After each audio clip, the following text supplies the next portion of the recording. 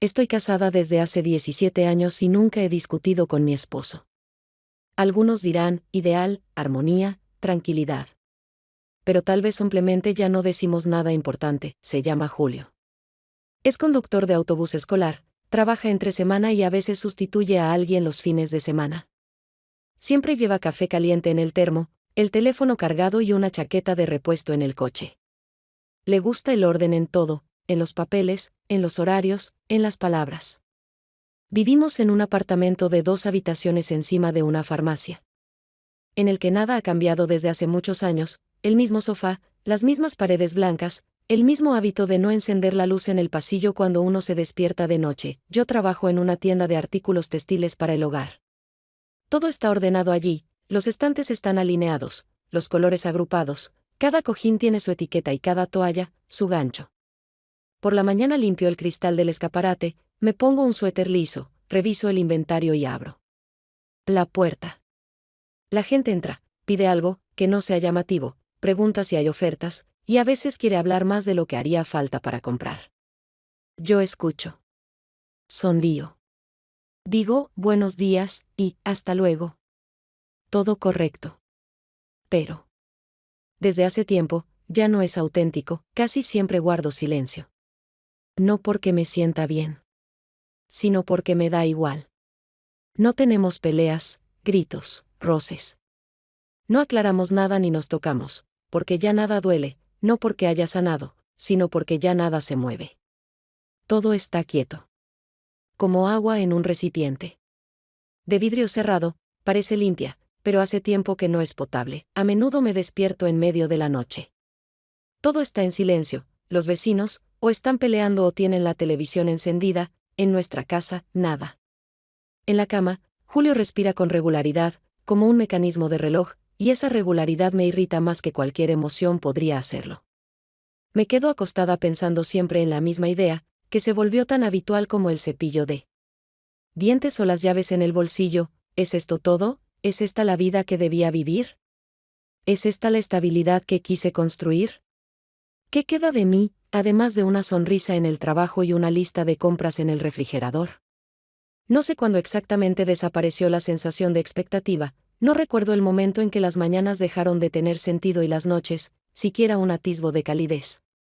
Pero recuerdo con precisión cuando dejé de hacerme preguntas. En voz alta, porque desde ese momento empezaron a sonar solo por dentro. Y se volvieron mudas. Como si estuvieran ahogadas bajo una manta. No me duele. No tengo miedo. Simplemente ya no me siento parte de mi propia vida. Cumplo papeles que aprendí de memoria. Y precisamente por eso nadie me hace preguntas. ¿Por qué? Todos creen que estoy bien. Yo también lo digo, automáticamente, sin pensarlo, sin sentido. Cuando en la caja me preguntan, ¿cómo estás?, respondo, todo bien.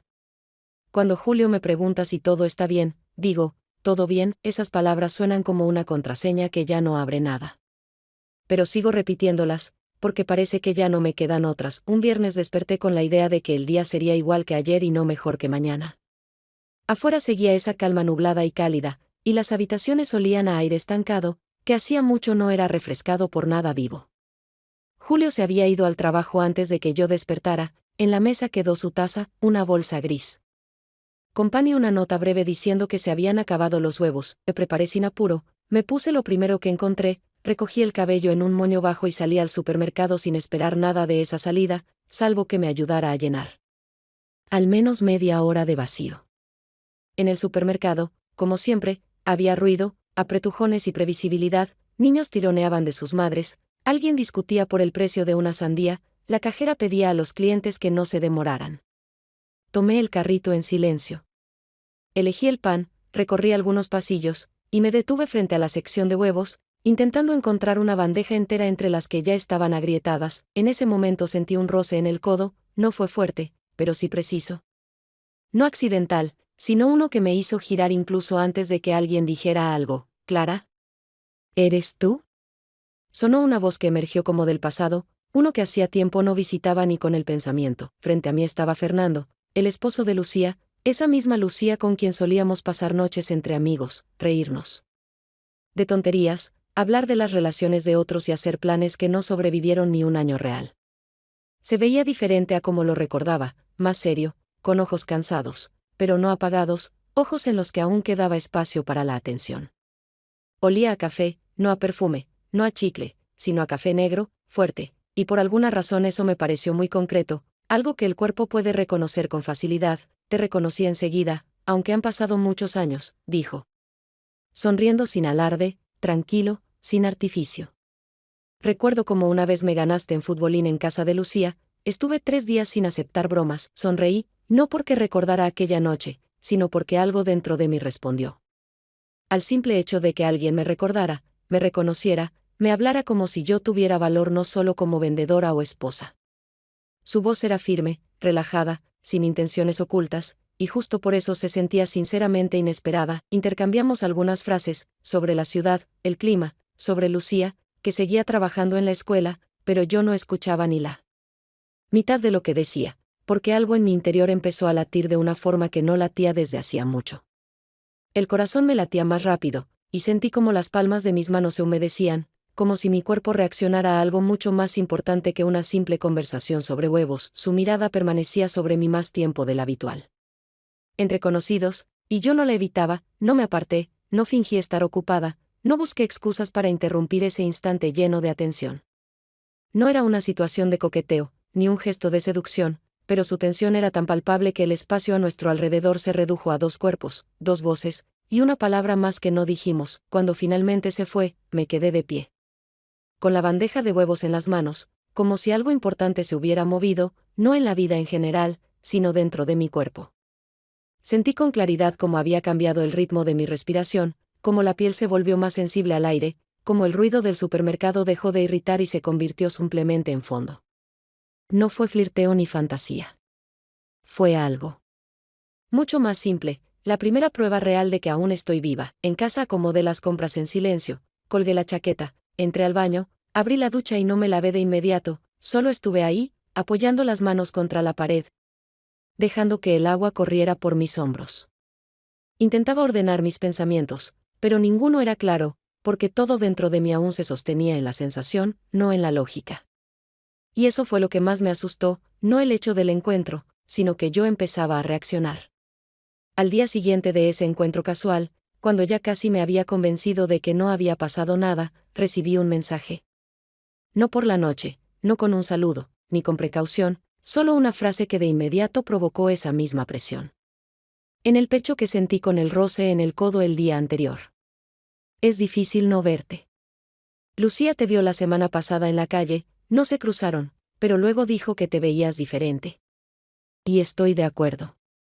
Lo leí varias veces.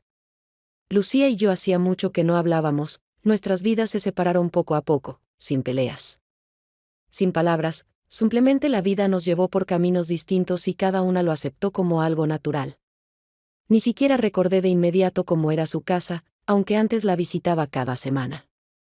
Pero ahora, si de verdad me vio y no dijo nada, solo lo comentó con él, entonces hay algo realmente visible en mí. Y eso me inquietó. No porque me asustara, sino porque por primera vez me vi desde fuera. Le escribí a Fernando una respuesta breve, algo medido, con un toque de humor, aunque los dedos me temblaban un poco mientras escribía, quizás solo aprendí a no esconderme. Él no analizó. No preguntó. No jugó con formalidades. Respondió de inmediato, otra vez con precisión, sin revelar intenciones, pero con esa misma exactitud que me daba una extraña seguridad: ya no eres como entonces. Pero eso no es un defecto. Al día siguiente, regresando del mercado, caminé por una calle familiar, sin pensar en nada específico, y casi pasé de largo la parada de autobús cuando lo vi. Estaba junto a un cartel publicitario, manos en los bolsillos, la espalda ligeramente encorvada, la mirada enfocada, como si simplemente esperara a alguien. Disminuí el paso, no porque quisiera acercarme, sino porque mi cuerpo eligió otro ritmo por sí solo. No esperaba verte hoy, dije, sin detenerme de inmediato, pero sin apartar la mirada, no pensaba quedarme. Pero no pude seguir de largo, respondió, sin intentar restar importancia con una broma. Empezamos a hablar de nada. Del clima, del café, de las rutas habituales. mencionó que Lucía se había ido unos días a casa de su hermana. Asentí, como si esa información tuviera algún peso, aunque en realidad no sabía qué hacer con el hecho de que nuestras palabras eran cada vez más una excusa. Cada frase era como un intento de mantener el equilibrio, aunque por dentro ya se había quebrado. Noté cómo me miraba, más tiempo del que se considera apropiado, con más atención de la que muestra un simple conocido. Y no había nada ofensivo en su mirada, pero justamente por eso era tan intensa. Cuando se inclinó hacia mí, no di un solo paso atrás. Sabía que estaba ocurriendo y no me negué ese momento. Sus labios tocaron los míos rápido, sin ostentación, pero con seguridad, como si no fuera un error. No fue un intento de seducción, fue una acción, clara, directa, sin preguntas. No nos miramos atrás, no dijimos qué había pasado. Simplemente nos alejamos el uno del otro, diciendo algo trivial, ni siquiera recuerdo qué. Me fui en dirección contraria, sintiendo cómo me temblaban un poco las piernas, aunque caminaba recta, mirando hacia adelante. En casa me senté largo rato al borde de la bañera, aún con el abrigo puesto, sin quitarme la bufanda, con el teléfono en la mano. No escribí a nadie, no revisé las redes, solo miré la pantalla oscura, como si fuera un espejo que ya no quería reflejar nada. Julio volvió cerca de las 7, dejó una bolsa con compras sobre la mesa, dijo algo sobre descuentos en el supermercado, y yo asentí sin añadir nada. No hablamos en toda la noche. Él leía noticias en su tableta, yo estaba frente a él con una taza de té que no tomaba. Pero en mi mente no había pánico. No había remordimiento. Solo la certeza de que algo, ahora sí, definitivamente se había movido. Y que no habría regreso, incluso si fingíamos que todo seguía igual. Todo lo que sucedió después de aquel encuentro en la parada de autobús no tuvo una forma definida, no fue un nuevo capítulo, ni una nueva historia, ni siquiera un episodio. Fue un indicio, un lento desplazamiento de algo dentro de mí, tan imperceptible por fuera que al principio ni siquiera pensé que fuera real. Fernando y yo empezamos a escribirnos con más frecuencia.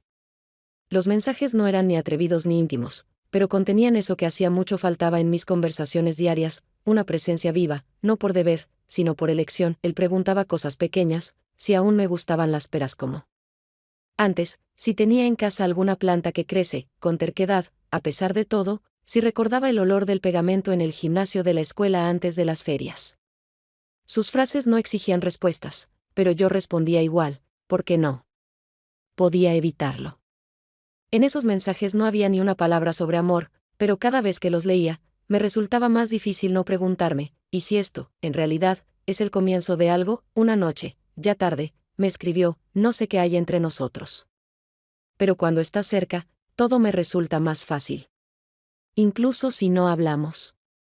Sostuve el teléfono en la mano mucho tiempo, como si buscara fuerza para no responder. Pero en lugar de eso, repasaba en mi mente lo que realmente sentía. Y no podía definirlo con claridad, solo una mezcla extraña de calma, culpa y tensión. Que, por algún motivo, no se sentían como enemigos, sino como algo verdadero. En el trabajo empecé a fijarme en mi apariencia. No de forma deliberada, al principio eran solo detalles, otro color de labial, un peinado ligeramente distinto, un suéter que antes me parecía demasiado llamativo.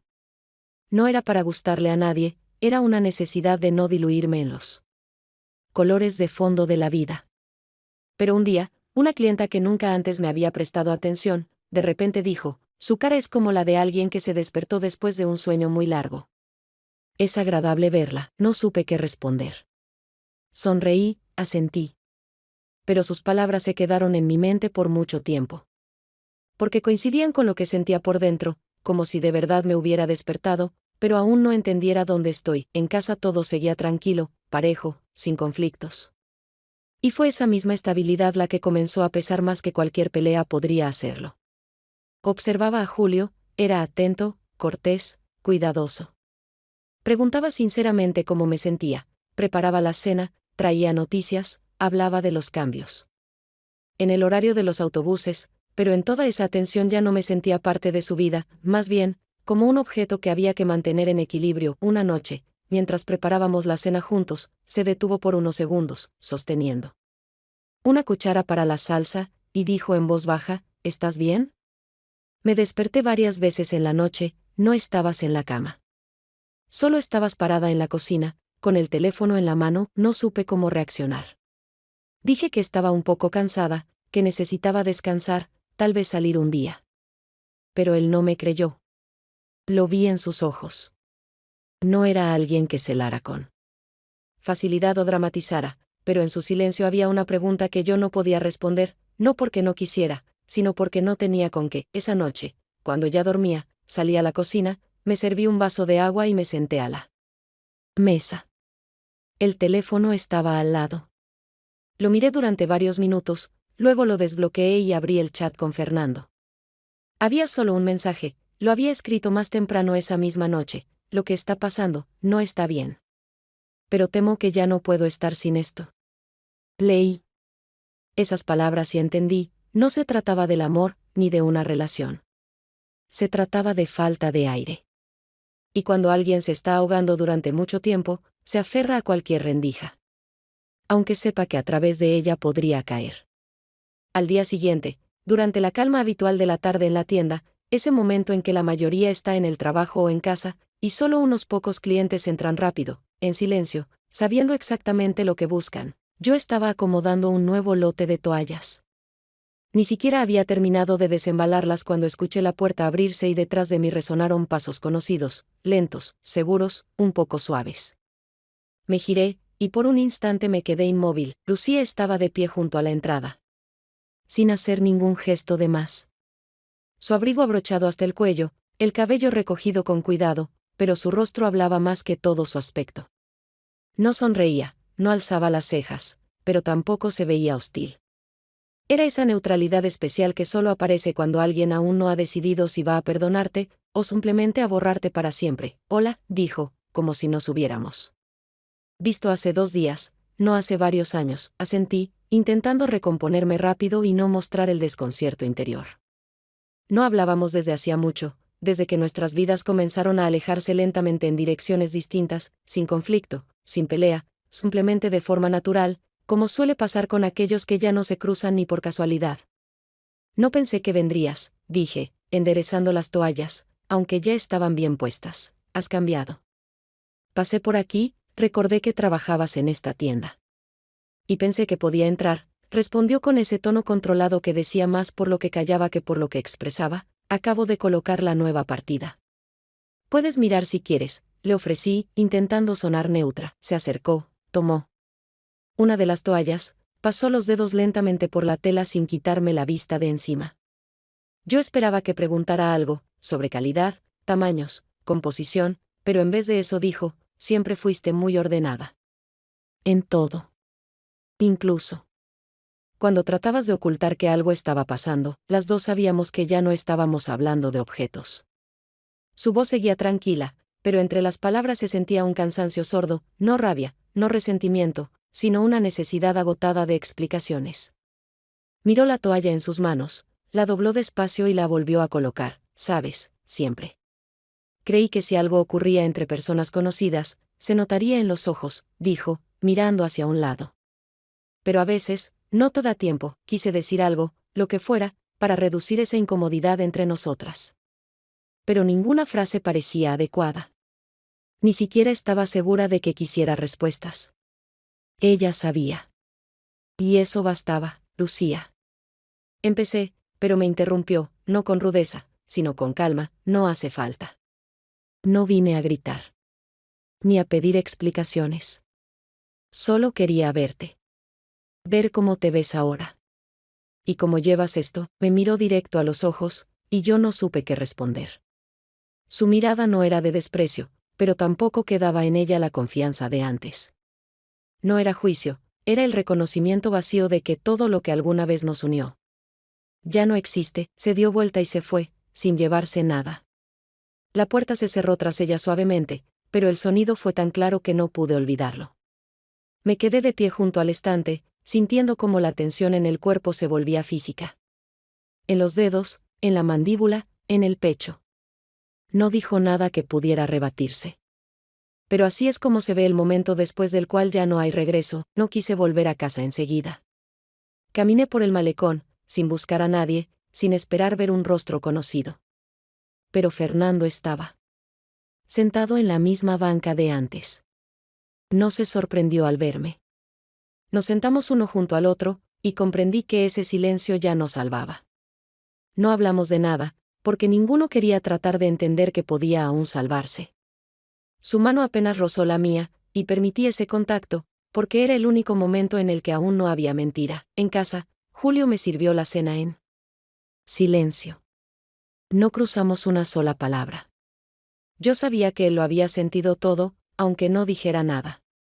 En ese nuevo silencio había menos paz que en cualquier pelea. Al día siguiente, regresando del trabajo, vi en la pantalla un mensaje de Fernando. No había escrito nada en la mañana, y después de la escena con Lucía, casi me había convencido de que no intentaría contactar de nuevo. Pero el mensaje era simple, y al mismo tiempo demasiado personal como para ser solo una consulta. Ayúdame a elegir algo para Lucía. Nuestro aniversario es en unos días. No se me ocurre nada, todo parece o demasiado común o falso. Lo leí varias veces. Me dejó un poco desconcertada, especialmente después de la visita de Lucía. Pero no era una petición sobre un objeto o una cuestión estética. Era una petición de presencia. Podía haberle pedido ayuda a otra persona, podía haber ido solo. Pero me eligió a mí. Y acepté, no porque fuera experta en regalos, sino porque no tenía fuerzas para negarme a una última oportunidad de verlo sin explicaciones. Nos encontramos en la entrada principal del mercado, entre el murmullo de la gente, los toldos coloridos y el olor a especias. Llevaba las manos en los bolsillos, se le veía cansado, pero enfocado. Me acerqué y, sin muchos saludos, empezamos a caminar entre los puestos de cerámica, manteles y recuerdos que todos los años se repetían en los mismos colores y formas. Yo hablaba de cosas prácticas, dije que un juego de platos de cerámica podía ser útil si a Lucía le gustaba recibir visitas, o que los textiles de cocina siempre eran una opción segura. Pero él apenas escuchaba. Caminaba junto a mí, respondía con cortesía, pero su atención no estaba en lo que yo sostenía en las manos, sino en mí. Nos detuvimos frente a un puesto con jarrones hechos a mano. Tomé uno, color crema, algo asimétrico, con pequeñas grietas en el esmalte. Cuando lo acerqué a la luz para verlo mejor, vi reflejado en el vidrio cómo me miraba. No era una mirada casual. No había vergüenza en ella, ni prisa. Era la mirada de alguien que ya había tomado una decisión y solo esperaba a que tú entendieras lo mismo. Bajé el jarrón, di un paso al costado, no porque quisiera alejarme, sino porque necesitaba soltar la tensión. Él no preguntó qué pasaba. Y yo no dije nada. Ambos sabíamos que no estábamos eligiendo un regalo, sino una excusa. No nos quedamos mucho tiempo. Le dije que tenía otros asuntos, y me despedí primero. Él asintió, no insistió en acompañarme. Y en ese gesto hubo más cercanía que si me hubiera tomado la mano o dicho algo tierno. Al llegar a casa, encontré a Julio en la cocina, buscaba algo en el cajón de los documentos. En la estufa hervía el agua, en la silla estaba el periódico abierto que había estado leyendo antes. Dejé mi bolso, me quité el abrigo y ya iba hacia el baño cuando habló, sin levantar la vista, te quedó un mensaje abierto. Lo vi por accidente. No entendí enseguida de qué se trataba, me detuve. No por miedo, sino porque, por un momento, no supe qué había visto ni si ya tenía sentido explicar algo. Es del trabajo.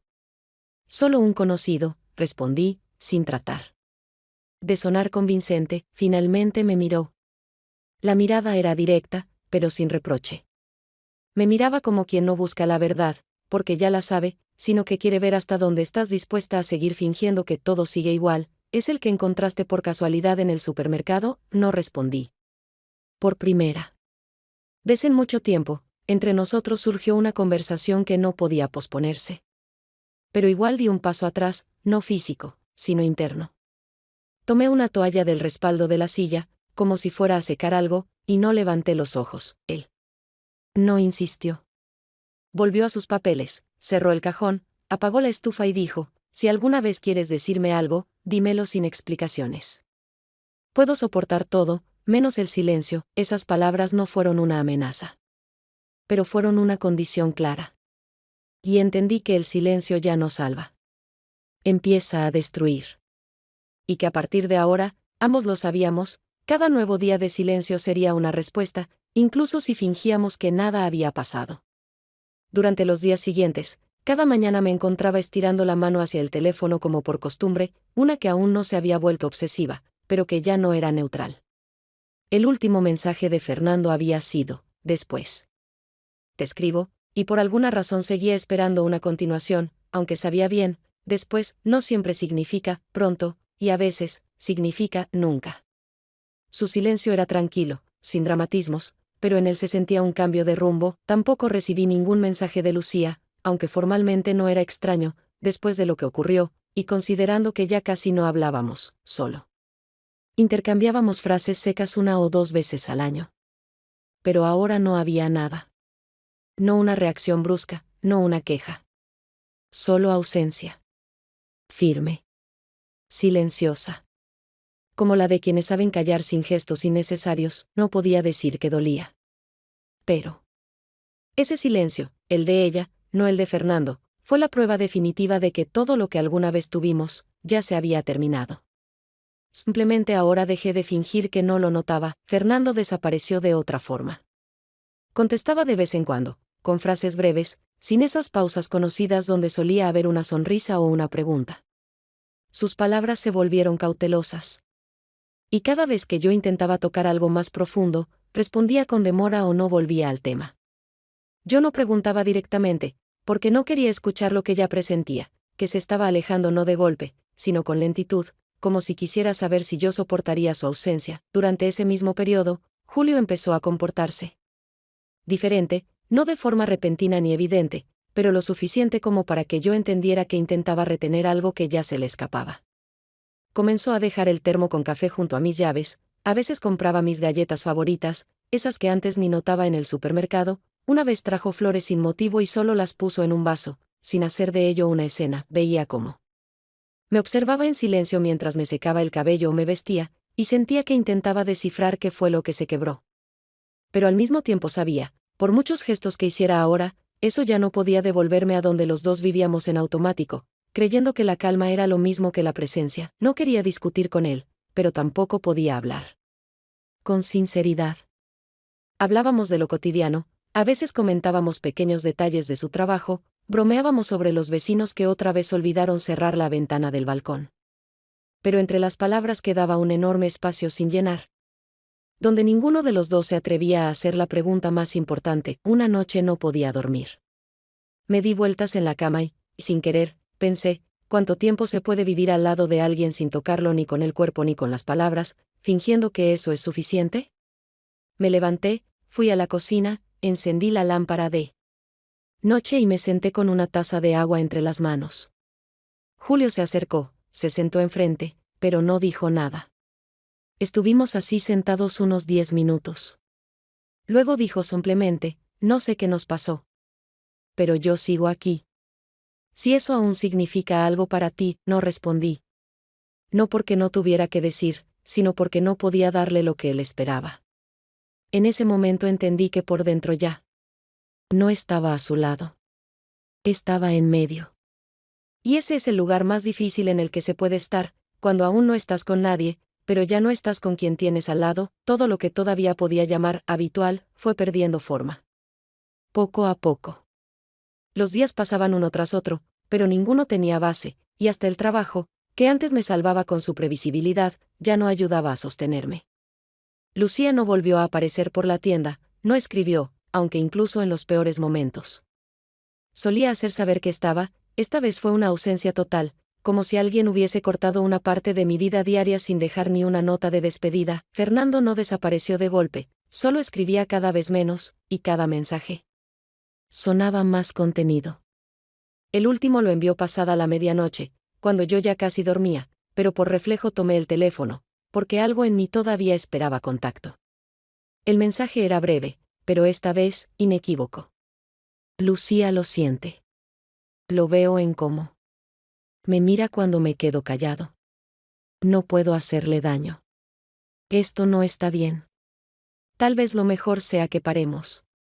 Lo leí varias veces, como buscando otra interpretación posible, pero el sentido siempre era el mismo.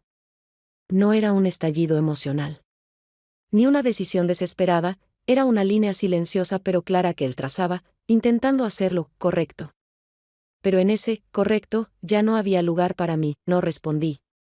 Por primera vez en todo este tiempo, ni siquiera quise salvar la situación, ni justificarme, ni defender mi derecho a estar cerca de él. Simplemente dejé el teléfono a un lado y me quedé sentada en la cocina sin luz, mirando por la ventana donde ya no se veía nada, salvo el reflejo débil de mi propio rostro. A la mañana siguiente me desperté antes de lo habitual. Julio aún estaba en la cama, pero no dormía, lo supe por cómo sostenía la almohada y por lo irregular de su respiración. Fui a la cocina, preparé té, puse la taza sobre la mesa y no pude sentarme enseguida. En lugar de eso, me quedé de pie junto a la ventana, intentando recordar cuándo fue la última vez que realmente hablamos, no discutimos, no coordinamos, sino hablamos de verdad. Cuando salió de la habitación, sus pasos eran cautelosos, como si no quisiera asustar a alguien que ya está al borde. Se sentó, me miró, y tras una breve pausa dijo, ¿hay algo que debería saber? Solo dímelo, sin explicaciones. No era una pregunta agresiva, ni sonaba como un reproche. Pero precisamente por eso no supe qué decirle. Sentía algo pesado subir en el pecho, pero no estalló ni salió. Guardé silencio, no porque quisiera evitarlo, sino porque ya no sabía qué quedaba por decir. Él aguantó unos segundos más, luego bajó la mirada y dijo, está bien. Ya lo entiendo. Pero quería que me lo dijeras con claridad. No se fue, ni se encerró en sí mismo. Solo se quedó allí, mirando su taza, como esperando que yo rompiera el silencio. Pero no lo hice. En ese silencio me sentía a la vez culpable y abandonada, aunque ninguno de los dos había dado todavía un paso definitivo. Esa noche estuve mucho tiempo caminando por el departamento. Empecé a ordenar cosas que no estorbaban, solo para llenar el espacio con alguna acción. Saqué una caja con revistas viejas, encontré fotos que había guardado no por valor, sino por falta de decisión para tirarlas. Y, hojeando esas cosas, por primera vez en muchos meses, lloré, no fuerte. No con drama. Solo en silencio, lentamente, con esa sensación particular de cuando ya no queda ninguna tensión por dentro, pero tampoco queda nada que pueda sostenerte. En los días que siguieron, todavía me despertaba cada mañana con la ilusión de que el día sería normal, como si nada se hubiera salido de control. Ponía a hervir el agua para el té, revisaba el teléfono, preparaba la ropa de trabajo. Como si en ese orden cotidiano hubiera algo capaz de amortiguar el caos interno. Pero con cada día se volvía más evidente, no vivía hacia adelante, sino en diagonal. No huía, pero tampoco me quedaba. No construía, solo me sostenía. Fernando guardaba silencio. No desapareció, no bloqueó, simplemente se fue, como alguien que dejó su taza de café a medio tomar sobre la mesa y no volvió. En su perfil apareció una foto con Lucía. Estaban en una terraza. Su mano sobre el hombro de ella. La de ella, en su cintura. Se los veía tranquilos, casi cotidianos. Y eso fue lo que más dolió, no la ruptura, sino la naturalidad con la que ya no estaba en ese cuadro. Estaba detrás del mostrador, ordenando toallas. Las entregas de la mañana ya estaban listas, y el nuevo lote era igual que los anteriores. Prolijo, suave, sin riesgos. Justo cuando alisaba una costura, la puerta sonó. Levanté la vista por reflejo, y vi a Lucía. No la esperaba. Y no porque no viniera desde hacía tiempo, sino porque sabía, si venía, no sería por casualidad. Entró sin bolso, con las manos vacías. El cabello recogido, un poco desordenado. Su abrigo abierto. Su mirada, directa, pero no dura. No. Parecía fuerte. Pero sí decidida. No me voy a quedar mucho, dijo. Solo quería entrar, no dije nada. No porque no supiera cómo reaccionar, sino porque todo lo que pudiera decir ya había perdido peso. Nos miramos durante unos segundos. Luego señalé las estanterías. Si quieres ver algo, esto es nuevo. Dio unos pasos, tomó una toalla. La giró entre las manos. Su mirada no estaba en el diseño, sino más allá. Como si se preparara. Luego la dejó en su sitio y me miró. No vine por una toalla, asentí. Y ambas sabíamos que esta escena no trataba de compras. Dime, empezó en voz baja. ¿Desde hace cuánto? Respiré. No profundo, porque el aire se había vuelto pesado, no lo sé. No mucho, inclinó un poco la cabeza. No juzgaba. No perdonaba, ni siquiera quiero saber por qué él. Quizá no se trata de él. Solo. Me duele que hayas sido tú. Di un paso hacia el mostrador, me apoyé con la mano porque las piernas se me aflojaban, no fue algo planeado. Empezó por accidente. Pensé durante mucho tiempo que podía detenerlo. Pero no lo hice, podías. No decir nada, dijo. Y no lo dijiste. Pero yo vi. Y supe que era el final. No por la traición. Sino porque me volví para ti una memoria cómoda. No una persona viva. Su voz se quebró en la última palabra. Bajó la vista y apretó el borde de su abrigo. Y solo entonces noté, le temblaban las manos. No te perdono, dijo. Y no te castigo. Solo quiero que sepas, no quiero volver a verte ni saber de ti. Ni como amiga, ni como recuerdo. Se secó la mejilla con el dorso de la mano. No teatral. Rápido. Como quien no se permite llorar frente a otros, pero esta vez no aguantó, y una cosa más, añadió ya en la puerta. No le diré nada. A él. Ya no tiene sentido. Tú sola destruiste todo, asentí. Por primera vez, de verdad. No para suavizar. Sino porque no había nada que negar. Adiós, Lucía, no respondió. Solo salió. Sin ruido. Pero por primera vez sentí como el espacio se vaciaba, no porque alguien se hubiera ido, sino porque después de ella ya no quedaba nada. Me quedé sola en la tienda. Alrededor, toallas, estantes, colores, una luz agradable. Todo, como siempre. Pero dentro de mí ahora había un espacio al que nada regresaba. Esta vez lo supe, no habría vuelta atrás. No porque no se pudiera, sino porque ya no había a quien volver. Después de todo lo que pasó, todo pareció calmarse, pero era una calma de apagamiento, no de estabilidad. Los días transcurrían con regularidad, yo trabajaba, respondía a los clientes, cocinaba. La cena como siempre. Julio ya no preguntaba nada. No hacía movimientos innecesarios, no provocaba conversaciones. Pero noté que él también había cambiado. No se volvió distante, sino cuidadoso. Como alguien que camina sobre un suelo. Que ya no garantiza sostener el peso. Una noche, mientras cortábamos verduras juntos, él sacó el queso de la heladera sin decir nada. Yo le pasé un plato. Todo era simple. Tranquilo.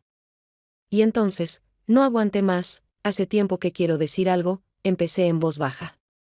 Solo que no podía, él siguió cortando, sin detenerse. Lo sé, respondió con calma. Sobre él, lo sé, Clara, me interrumpió con suavidad. No es una novedad, porque no dijiste nada, dejó el cuchillo, apoyó las manos sobre la mesa, pensativo. Durante una semana intenté hablar contigo. Lo vi todo, hace tiempo. Antes incluso de que pasara algo. Cambiaste. Tu mirada. Tu voz, cómo reaccionabas conmigo. Pequeños detalles, asentí. Por primera vez, sin defensa. Sin intentar explicarme, te traicioné. No una vez. No por accidente. Y aunque sabía que debía detenerme, no lo hice. Él se sentó en el taburete.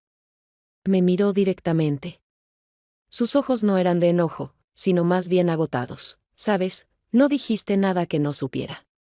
Si estás buscando perdón, no sé si puedo dártelo. Esta es mi casa, mi vida. Y no quiero destruirlo todo por completo. Pero lo que hiciste, me quedé de pie, en silencio. Las palabras giraban en mi cabeza, pero ninguna servía, ¿sabes? Añadió. No fue la traición lo que me mató. Fue que ya no confiaste en mí ni siquiera cuando todo se venía abajo. Que decidiste que yo no resistiría. Que era mejor fingir que nada estaba pasando. Bajé la mirada. No soy un hombre orgulloso, Clara. Pero sigo siendo un hombre. Y cuando la mujer con la que has vivido tantos años ya no te habla en los momentos difíciles, no te enojas. Simplemente dejas de respetarla. Esas palabras golpearon con más fuerza que cualquier grito. No te estoy echando. Y no necesitas probarme nada. Pero dentro de mí, ya no queda esa versión tuya de la que me sentía orgulloso, asentí, perdón. Y gracias por decirlo. Aunque no tengo derecho, cenamos los dos. Sin palabras. El televisor estaba encendido, pero ninguno lo escuchaba. Guardamos silencio no por rencor, sino porque sabíamos, ya todo había sido dicho. Tarde, pero dicho, pasó. Un año. Un tiempo que supuestamente debería haber puesto todo en su lugar, pero que, en cambio, solo dejó más claro que se había perdido para siempre. Sigo trabajando en la misma tienda. Los clientes son los mismos, el surtido también. La gente sonríe, pregunta por juegos de sábanas nuevos, indaga sobre colores, y ni se imaginan que alguna vez estuve allí con el corazón palpitando en la garganta, sin saber cómo escapar. De mí misma, Julio aún vive conmigo. Hace todo como antes, lee las noticias, prepara el café, lava los platos después de la cena. Pero hace mucho que ya no me mira por más de unos segundos. Ni con reproche, ni con ternura. Simplemente me ve, y sigue. Vivimos en el mismo departamento, como si fuera un hotel con 2 habitaciones separadas. Me despierto sola. Duermo sola. Nadie toca mis cosas, nadie me mira a los ojos, nadie pregunta cómo estuvo mi día. Y yo. Tampoco pregunto, nuestras cenas son silenciosas. La televisión está encendida solo como fondo. Cada uno come despacio, sin mirar al otro. Hasta pasamos la sal sin decir una palabra, y quizá eso sea mi castigo. No un divorcio ruidoso, ni gritos ni escenas. Sino este recordatorio lento y diario de que fui yo quien convirtió una relación en simple coexistencia. Julio se quedó. Y eso es lo más doloroso. Porque si se hubiera ido, tal vez habría sido más fácil. Pero así, cada día veo como alguien vive junto a mí, sin necesidad alguna de mí. Lucía y yo no hablamos desde aquella conversación. Desapareció por completo de mi vida. Una vez incluso pasé por su casa a propósito, solo para ver las ventanas, recordar su voz. Pero no sentí nada. No porque me haya perdonado, sino porque ya no queda lugar para que duela. Ella fue una de las pocas personas que me conoció antes de convertirme en lo que soy ahora. Y perderla, no fue solo perder a una amiga. Fue perderme a mí misma. Para siempre, Fernando. Pasó una sola vez. Caminó frente a la tienda. Cruzamos miradas. Sonrió, no con culpa. No con esperanza. Solo, como alguien que alguna vez compartió algo conmigo, pero que ya ni siquiera conserva la sombra de eso. No le devolví la sonrisa, no por enojo. Simplemente no quería que pensara que aún lo esperaba. Ya no espero. Pero aún recuerdo. Como era, esperar. Mi dolor no es estar sola. Es no sentirme viva con la gente. Y hasta cuando alguien me pregunta sinceramente, ¿cómo estás?, quisiera decir, me destruí, y ahora solo funciono. Pero, claro, no lo digo, aprendí a hablar del clima, de los precios, de los programas de televisión. De todo, menos. De lo importante. Hubo un momento en que pensé que todo se olvidaría. Que el tiempo suavizaría los bordes. Pero descubrí que el tiempo no cura. Solo se acostumbra a tus nuevos límites. Y si no te respetas a ti misma, él tampoco te rescata. Cada mañana tomo el teléfono. Sin esperanza. Solo por inercia. Alguna vez fue expectativa, ahora es un gesto vacío. Un reflejo. La lección más dura de este año es que el silencio no siempre es paz. Y no siempre es mejor que el grito. Porque a veces, el silencio se convierte en castigo. Lento, pero constante. Sin fecha de expiración. Y ahora, cuando alguien me dice, te ves más tranquila, solo sonrío. Porque sé, esto no es calma. Es simplemente el final del ruido.